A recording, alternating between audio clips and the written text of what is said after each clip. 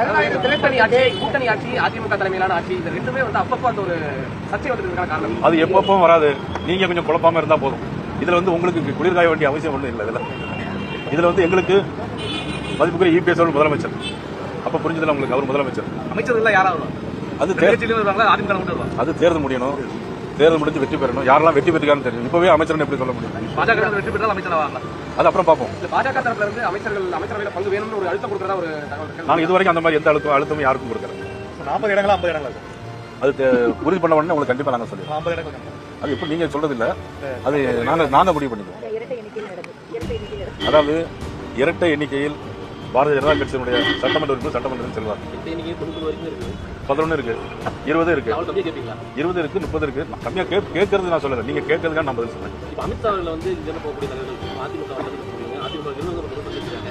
வரவச்சு அழுத்தம் கொடுக்குறாங்க அப்படிங்கிற மாதிரியான ஒரு கருத்து பேசிக்கிறாங்க. நீங்க அப்படிலாம் தவறா நினைக்கிறீங்க. வந்து பேசினா அழுத்தம் கொடுக்கறதுன்னு எங்க கருத்து அப்படி ஒண்ணு இல்ல. இன்னைக்கு நம்ம ரெண்டு சந்திச்சு பேசுறோம். நீங்க அழுத்தம் கொடுத்து கேள்வி கேட்டு நான் பதில் சொல்லல, நீங்களா கேள்வி கேட்க நானா பதில் சொல்றேன்.